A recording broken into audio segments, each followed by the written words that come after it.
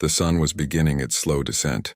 Behind the jagged peaks of the Rocky Mountains, casting long, blood-orange shadows across the arid plains, a faint wind stirred the dry sagebrush, carrying with it the distant howl of coyotes and the faint clatter of cattle.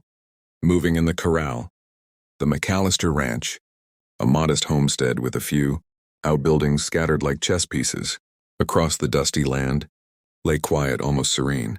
Yet beneath the calm, tension simmered, the kind of tension that can be smelled in the air like ozone before a storm. Across the plains, a group of raiders rode hard, their horses, hooves pounding the dry soil in a rhythm that could raise a herd of frightened buffalo. They were a rough lot, men with weather-beaten faces, rifles slung over shoulders, and spurs that jingled like ominous bells. They had heard whispers of the McAllister Ranch, a lone homestead reputed to have a small fortune stashed away, livestock fattened for the market, and stores of goods that could make a man rich if he dared. "Hold up," growled their leader, a tall man with a scar running from temple to jawline. His eyes, pale and hard, scanned the landscape ahead. "See that fence? That's where they keep the herd, and I reckon that's our way in. Quiet now." The raiders slowed their horses, crouching low as they approached the perimeter of the ranch. The sun, now dipping lower, gilded the tops of the fence posts and cast a long, eerie shadow across the homestead. The ranch lay empty at first glance. No men, no dogs barking, no children running along the porches, only the creak of the wind against the wooden fence, and a sense of stillness that made even seasoned criminals uneasy. As the raiders neared the corral, their leader squinted, his eyes catching something unusual. Tied to one of the fence posts, flapping gently in the wind, was a hide, stark white, like freshly fallen snow in a land that had known nothing but dust and sun. It was the hide of a buffalo, but not just any buffalo. The white buffalo was a creature of legend, a symbol the native peoples revered, a sign of rarity and spiritual power. The men halted mid-step, an uneasy silence settling over the group. Even the horses snorted nervously, shifting their weight as if they too felt the weight of the moment. "By God," whispered one of the raiders, a younger man with a nervous twitch in his eye. It's the white buffalo." The leader's face hardened, but his hand unconsciously went to his holster. He had always been a man of reason, a man who scoffed at superstitions, but something in that gleaming white hide made the hairs on the back of his neck rise. There was a chill in the air now, though the sun still burned above. "Quiet," the leader hissed, though his voice lacked conviction. He stepped closer, squinting. The hide was stretched taut across the fence, glistening in the dying sunlight. Its unnatural whiteness seemed to absorb the light, casting a strange glow, and the wind made it flutter like a spectral flag. "It's just a hide," he muttered, but even as he spoke, his voice sounded hollow to his own ears. The youngest of the raiders, barely 20, took a hesitant step forward. "Boss, maybe we shouldn't touch it," he said, his voice trembling. "Legends say that to harm the white buffalo is to bring disaster. The old folks tell tales. Bad things happen to those who disrespect it." The leader's hand tightened on his rifle. He scoffed, though unease knotted his gut. "Old tales. Ghost stories. Nothing more." He motioned for them to continue to raid the ranch, but the moment he stepped past the fence, the white hide seemed to ripple unnaturally in the wind, as if it sensed the intrusion. His horse balked and whinnied, stamping its hooves and nearly throwing him off. Suddenly, the distant stillness of the ranch exploded into chaos. From the far end of the property, a low, mournful whistle echoed, and a figure emerged from behind the barn. The man was tall, lean, and rugged, with eyes like steel, and a calm that contrasted sharply with the raiders' nervous energy. In his hand gleamed a rifle, but he didn't rush. He simply walked, slow and deliberate, letting the sun backlight his silhouette. The leader cursed under his breath.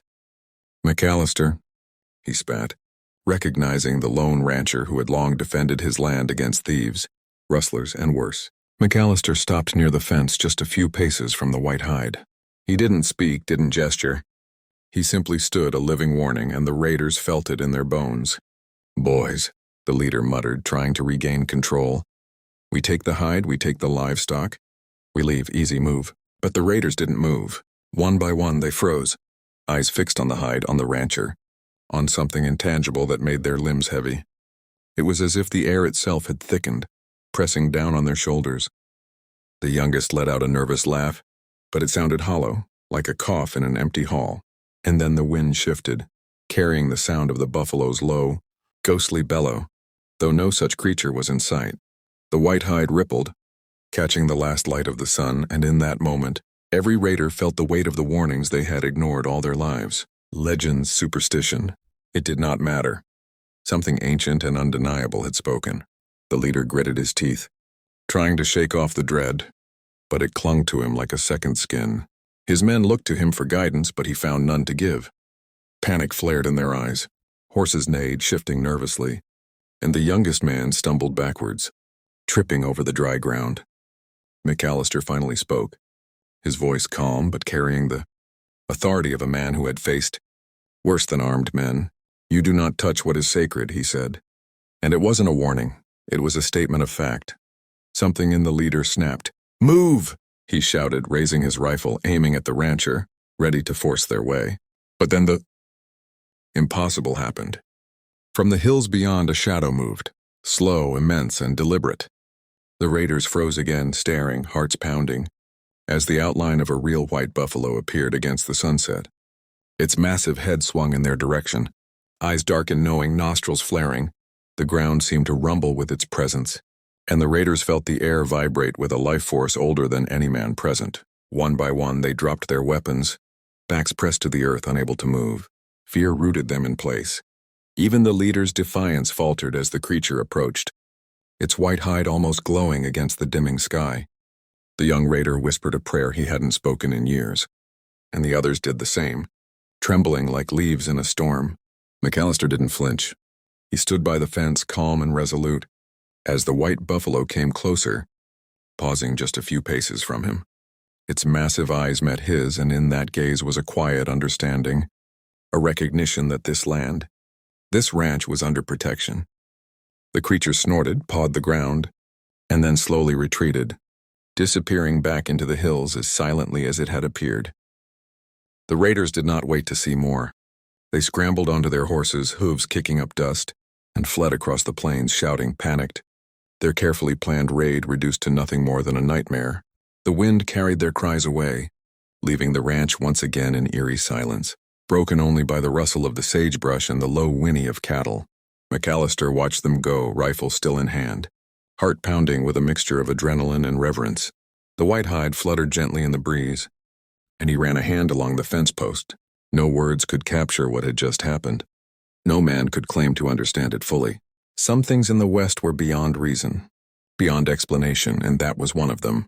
As night fell, the stars emerging one by one like distant lanterns, the rancher felt a sense of peace settle over him. His land was safe not just by the strength of his arm, but by something greater, something eternal. The legends were real. The white buffalo had come, and the raiders had learned, in the hardest way possible, that some things were not to be touched, not to be stolen, not to be defied. The McAllister ranch remained quiet and steadfast, a solitary beacon on the plains. And somewhere in the hills a white buffalo wandered, a reminder of the sacred, the untouchable, and the power that even the fiercest outlaw could not challenge. The night deepened, winds whispered through the canyons, and for the first time in days, the rancher allowed himself a smile, knowing that his home, his land, and his cattle were safe not by bullets, not by cunning, but by the spirit of the West itself, alive, watchful, and just